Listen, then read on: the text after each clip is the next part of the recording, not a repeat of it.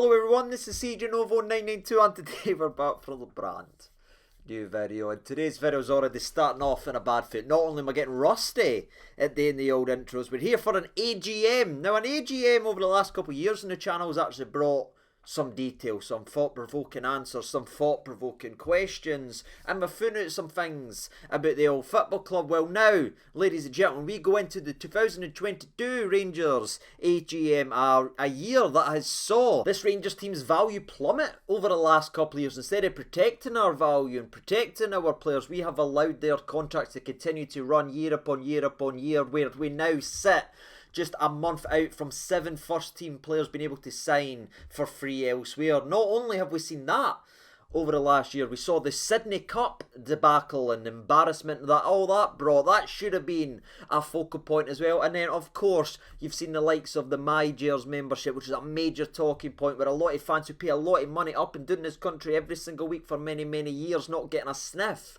of away tickets. And of course the ongoing arguments and disputes and legal disputes with Sports Direct and all that malarkey that's went on with JD, etc, etc. There's been so much nonsense in the last year that could have been brought up today that surely at an AGM we brought it up, right? We brought all them up, right?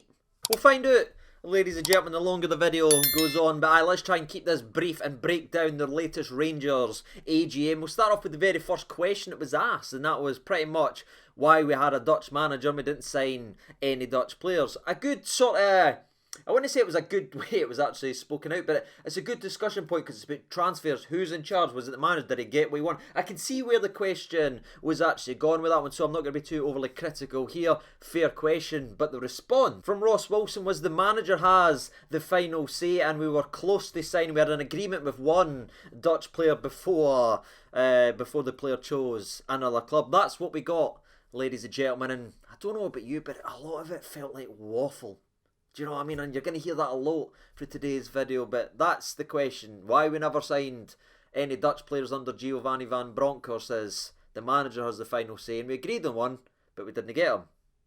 There. Now, a lot of people has began to start the rumour mill that it was obviously Xavi Simons, who's of course not only doing well for PSV right now, but also breaking into the Dutch national side, who's playing. In fact, did they play yesterday? I know they played USA. I don't know when they're playing. I don't know what day it is anymore, alright? I live my life by Rangers games now that there isn't. I don't know where or what is happening anymore, right? But a lot of people think it was Xavi Simons and everything like that, and they're now gone mental that the club let that one go. But as far as I know, ladies and gentlemen, we were never near Xavi Simons. We didn't have an agreement with him at all. It was another Dutch player, so take that what you will. Let's move on to question 2. And question 2 is really where I should have learned what this AGM was going to be, people, because question 2 was a simple one. It came from, I believe, Club 1872. What is the 5-year plan for Douglas Park? Can you go into detail, blah, blah, blah, kind of along those lines. And Douglas Park, the Rangers chairman, responded with, the 5-year plan is to win as many Rangers trophies as possible. Honestly, man, I don't know what's going on here. I want a wee bit more. Is it the youth? Are we developing players? Are we got stock? Are we going out and reinvesting in the squad? I want something like that. I want to see it laid out. I want a wee bit more detail than a bumper sticker answer, people. But I feel like that's all we get these days. You know, we want to win as many trophies as possible. Yeah, well, we're Rangers Football Club, of course. Can we find out a wee bit more detail on that? Can we get a wee bit of sun? Are we focusing on youth? Are we going to splash the cash? Is Michael Beale going to be heavily backed? Are we building this? Are we building that? We didn't get into that. We got a bumper sticker for an answer, and yeah, ladies and gentlemen, it's very, very infuriating, but there was question 2. Now, I'm not going to go through each and every single question here. I'm going to jump over a couple because where I've been kind of disappointed in some of the answers, especially the last Douglas Park one, because I just wanted a bit more detail, a bit enthusiasm, you know what I mean? Santi grab us and say, right, we're really getting led in the right direction. The questions started to follow them, people. I mean, one of the questions was about a guy that goes to all the games not being able to sit next to, what was it, his granddaughter at Hampden. Do you know what I mean? And then the next question was about a stocking filler. For like 8 questions in, people. What's happening? Why are we asking about stocking fillers? We're 9 points behind in the league. The squad is plummeting in value. Players are letting their contracts run down. Managers have been sacked.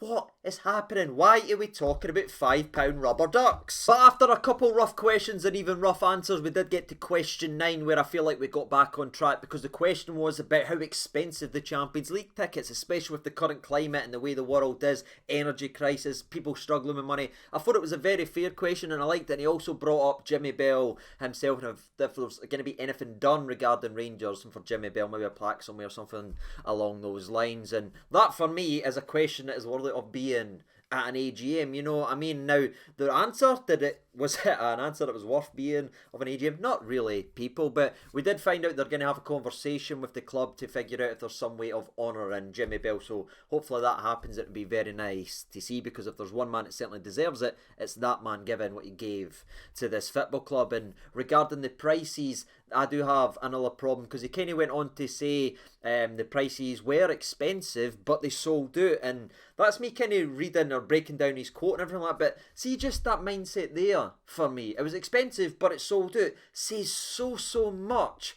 without saying a hell of a lot. Do you know what I mean? Like, it's got so much in there, but it's very short sample size, and it tells you exactly where the board's mind is actually being. Just because something is selling out doesn't mean you can continue to raise the price. Have a bit of compassion. There is a lot of people struggling with their finances. There's people losing their houses. There's people losing their jobs. There's people that can't afford to do this. But again, they eat, sleep and breathe this football club, and they give everything to this football club. So I do agree with the question. I did think the Champions League prices were a bit of a disgrace, especially with the mindset that we went in with, the can't compete mentality, and the way we limped about the park and were beat before the whistle even went. And I just didn't like the whole response and everything like we can't. It's expensive, but again, it's sold out. Not a fan of that at all, ladies and gentlemen. And again, for me, it's big shining flashing lights of what the problem is. It's so out of touch. And now I know Mr. Stuart Robertson did go on to say we are fighting to get as much money into the club as possible, and everything like that played its part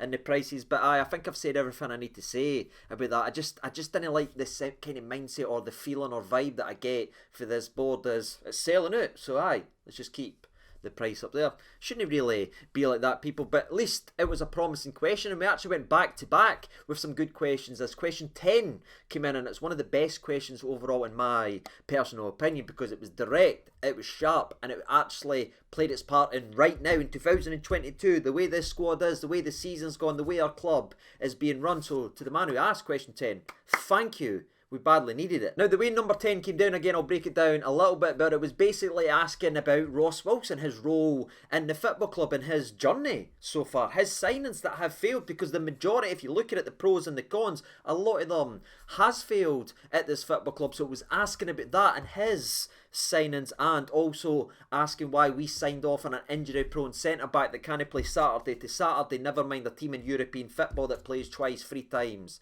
in the space of 7 days.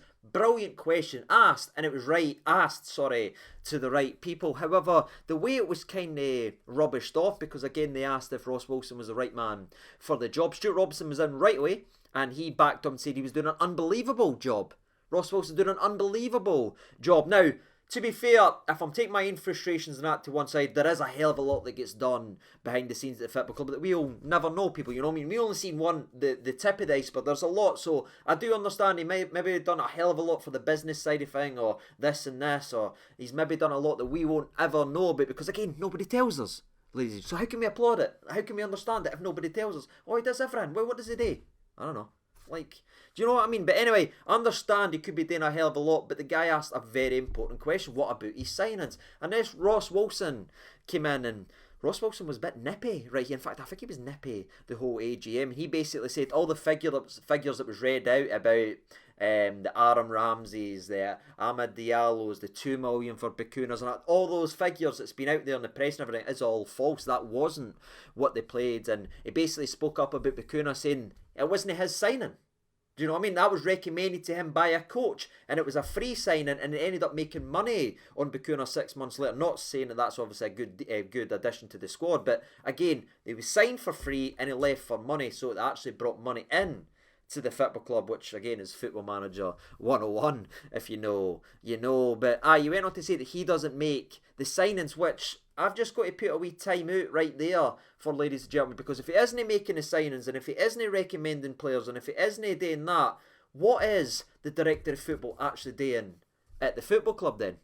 Answers on a postcard, please, because we didn't get any at the AGM. He also went on to answer the Suter question directly by saying he went into that deal with their eyes wide open, knowing that not every player needs to play 60 games a season. Not everybody is a Connor Goldson, which obviously, people, but let's take us back a couple months, shall we? Let's get in the old time machine. Let's get in the DeLorean. Let's get to the miles per hour required, if you know, and go back. We were talking, we got told, we were hearing that Suter was in to replace Goldson, who was leaving at the end of the season. So that completely is against everything we've just been told there. And see, if I'm honest with you, like, I like Suter as a human being and I hope he gets out and plays, but he's never going to be the guy at Rangers, alright? That's what I've said now for a long time, and I got so much heat because everybody turned on Goldson, but he's just not capable of playing week in and week out, and it's a real shame.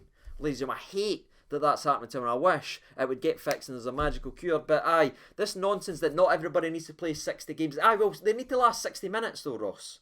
Do you know what I mean? We can't have everybody sitting in the dining room watching on the TV. Do you know what I mean? We need actual players to be able to get on the park. So that's my opinion on that. But again, that's Ross Wilson's opinion on the John Suter signing. Not everybody needs to play 60 games a season. They'll play their part. And more importantly, his last little soundbite, is we need Scottish players, obviously, for the registration. That's what we talked about. If you're thinking my last video, why I think Ryan Jack will be given a New Year deal, it's because he's Scottish, those rules that's coming into place and everything for European competitions. So yeah, I get it in that aspect, but John Suter, for me, we know what we're going to get for the laddie, but that's everything regarding that. So anyone that was burning questions about John Suter, why it was given, you've now been given your answer. And you know what? Just as we're starting to build some momentum and we're actually going after, we're asking some direct questions that impact the squad this season. We're talking to Ross Wilson, we're talking to Stuart Robertson, we're talking to James Bisgrove about Castor and everything like that. We're talking to Douglas Park. Question 12. Question 12 comes up, ladies and gentlemen, and I'm going to be honest with you. Question 12 will stay with me to the day I die. The day I leave this earth, I will be thinking of question 12. And if you don't know what it is, you don't know what I'm talking about, pause this video, hit that red X, then you come back to this video, ladies and gentlemen, because once I tell you, you will never ever be the same. Just leave, be happy, be free. Then you have this in the mind, because question 12, after the positive momentum and asking, it's a Rangers AGM, 9 points behind, squads into bits, squads held but together with blue tack, boys and jobs that we didn't understand. Question 12, asked directly to the board, was as follows. Can you say that you showed honour to your fellow human beings in 2021 when I wasn't allowed into the stadium, when I got a blue letter, blah blah blah, it's all COVID related, ladies and gentlemen, and I'm not even going to get into the politics side of the things because I can understand where everyone is and everything like that. It's no about politics, but see when it's an AGM, see when the club's on its arse the way it is, why are we trotting up there and asking this level of nonsense? I'm just tired. Maybe I'm getting old, maybe I'm getting crab at people, but what are we doing? The ongoing battle with Sports Direct, are we in, are we out, are we shaking it? Oh, about the JD Price fixation, why was that allowed to happen? How did it happen? Is things been put in place to stop it from ever happening again and the fans getting overcharged? The Sydney Cup debacle, what about all that nonsense? Was any of that asked? No, ladies and gentlemen. We had to go out there and find out that question 12 was about a guy getting a blue letter a year ago. We're getting nonsense on the park, we're getting nonsense off the park, and we're getting nonsense in AGM. Now again, some of the questions were on point, people, but I just didn't see the point of any of this. Of course, it wasn't answered. It was next question, the boy got checked out and there was like 2 people clapping and all that, but happy clappers and all that aren't for me. I want answers, ladies and gentlemen. I want answers to real questions, no nonsense like that. Do you know what I mean? I warned you. I said to you to leave the video if you haven't heard it. By question 12 was, why did he get a blue letter? But moving on, for my own sanity, people that's hanging on by a thread, we move on to question number 13, and it was about the Mygers tickets and everything like that, which was, again, was an important question to actually ask. And the response, again, irked me. I don't know if I'm crab. Am I crab at the day? You can tell me in the comment section below. I didn't like the way it was answered. Said that it's a problem of supply and demand, because there is so much supply and demand, and they're trying to get a loyalty scheme that rewards the right people. Which, again, listen, I've done this job for a long time. Sometimes you say stuff and you put it out there and you're like, oh, I shouldn't have worded it like that because I didn't mean it to sound like. But see, when I hear that, get it to the hands of the right people, it just irks me the wrong way, because again, there is a lot of people that spend a hell of a lot of money on this football club, who travel everywhere, who give everything, that they've got to work all week to be able to go to a Rangers game with their pals, sit there, drink, sing, do what they want to do. Ladies and gentlemen, that is what they work their arse off all week today.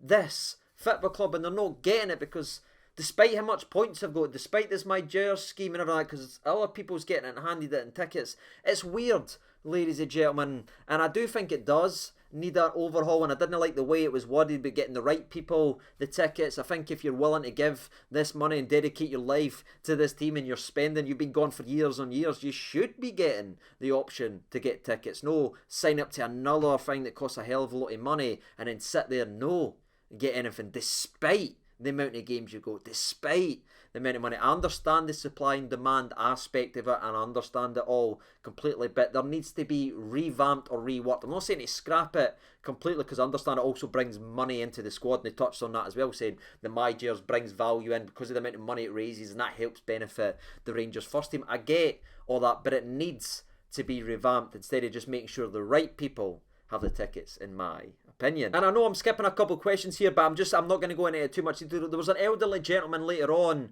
the Rangers AGM talking about how many years he's followed this football club, pretty much all his days, and he can't get a sniff for a ticket right now. He can't get to a goal members. Like, there's severe issues, and it needs to be reworked and revamped, and I think they need to sit down with Rangers fans and discuss the issues and go back and try to fix it, because there's a hell of a lot of people missing out on a hell of a lot of games, and to me, it's not very fair. Moving on, however, we did get some details about the disabled facilities, which is about time, in my opinion. This was about the second or third last question that was asked, and we got the answer. It was pretty short and sweet. It's going to come into the summer of 2023. So if you wanted updates on that one, summer 2023, and it's about time that the disabled facilities actually get improved and get put into place. Question number 15, which was the second last question of the AGM, was another very good question in my opinion, and it's bringing back something that Ross Wilson said during the AGM, that he was very comfortable with the contract situation and that, and he pretty much said, so Ryan Kent and Alfredo Morelos' contracts are running out at the end of the season, they can sign